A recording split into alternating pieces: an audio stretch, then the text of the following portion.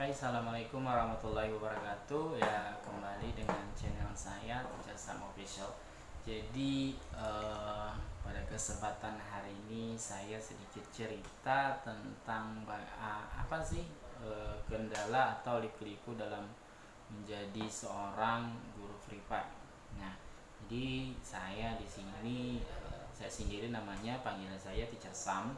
Di sini kebiasaan di kantor kami itu gurunya itu dipanggil teacher, ya bukan bapak atau ibu. Ya sangat sedikit lah yang mengambil yang memanggil siswa itu memanggil bapak atau ibu. Jadi umumnya sini dengan nama teacher. Jadi saya itu adalah guru mengemban tematik untuk tingkat SD, kemudian bahasa Arab untuk tingkat SD, SMP dan SMA atau aliyah. Nah, juga sebenarnya jurusan saya itu bukan guru ya. Jurusan saya itu S1 ekonomi syariah. Jadi memang basicnya itu sangat jauh daripada dengan dunia kerja saya. Ya, yang mana saya itu terbiasa dengan namanya bisnis. Nah, dan di sini saya diberikan beban yaitu untuk mengajar anak-anak. Wah, itu rasanya eh, sangat bagaimana ya, ya itulah yang kita hadapi kemarin ya.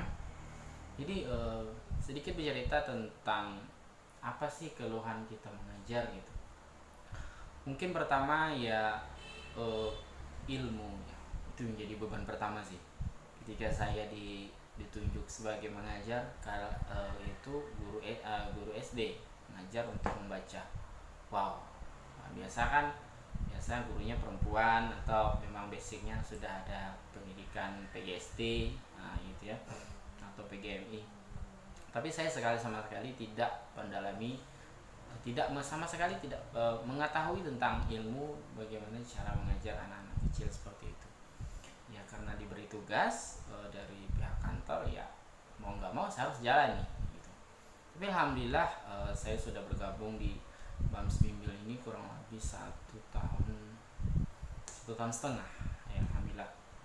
Jadi banyak pengalaman-pengalaman. Jadi kalau dicerita pengalaman anak, ya namanya pada masa covid ini, ya pembelajaran di sekolah kan tidak adanya tatap muka. Jadi rata-rata atau yang orang-orang yang mampu untuk membiayai anaknya untuk privat, ya privat.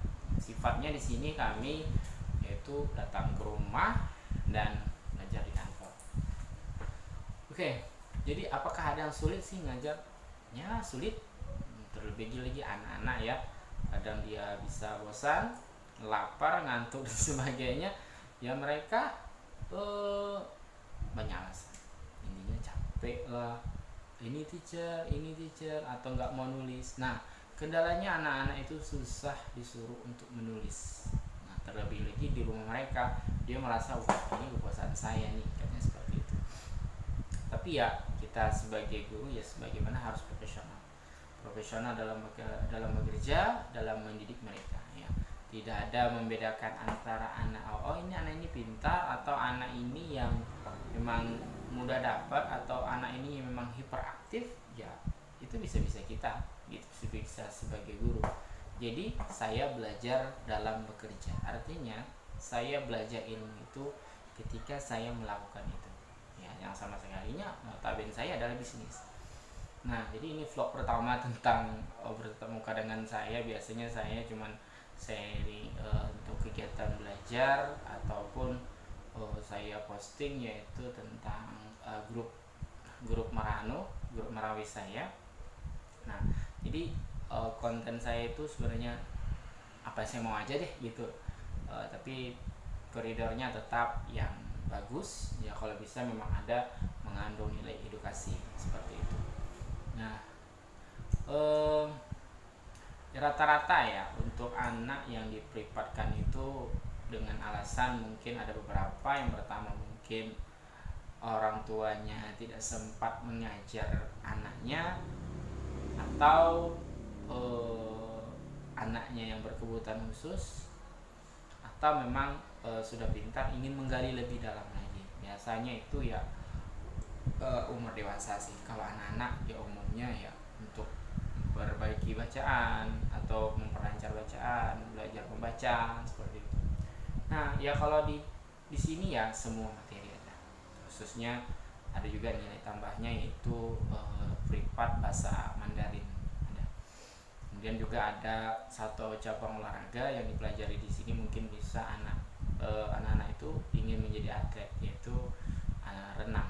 Renang di sini ada juga tutornya sebagai yang menjadi pemandu melatih untuk menjadi atlet renang.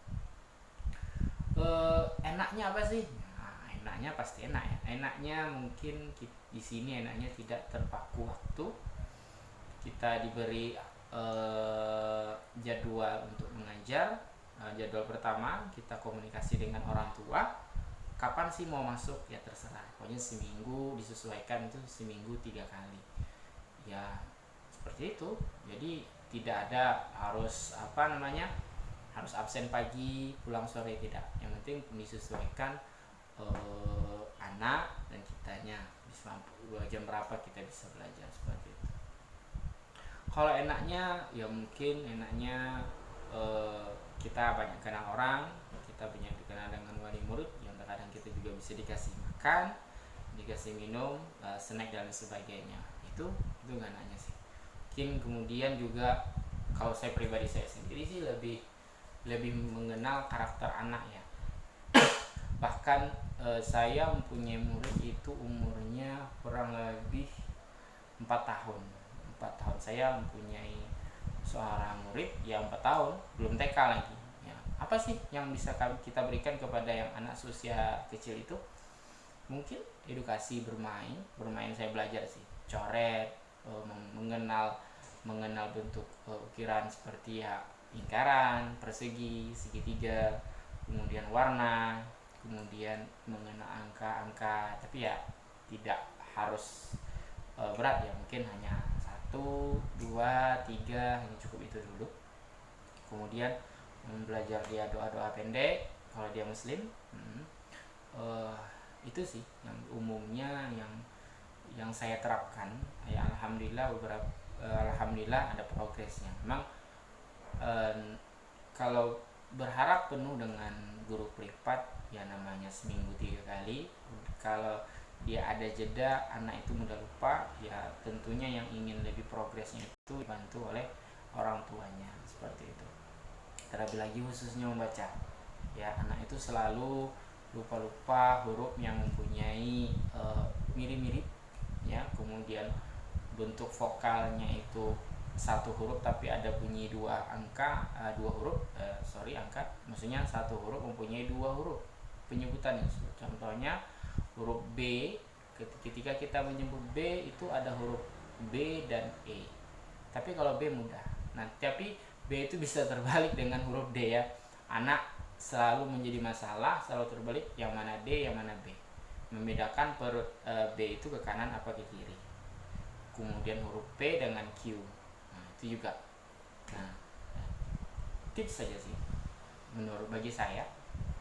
Alangkah bagusnya anak-anak yang memang belajar membaca, intinya mereka harus tahu dulu huruf vokal ya, karena itu untuk bisa menyambung menjadi kata menjadi kalimat dan sebagainya. Untuk hal lain mungkin saya tidak bisa menyamakan tipsnya karena beda anak beda.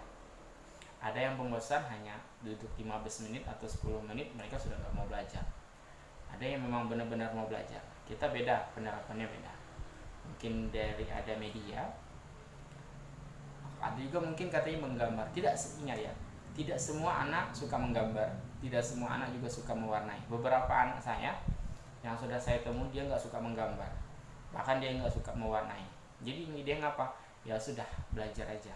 Dia belajar fokus dengan 1 jam kurang lebih 45 menit ya sudah selesai.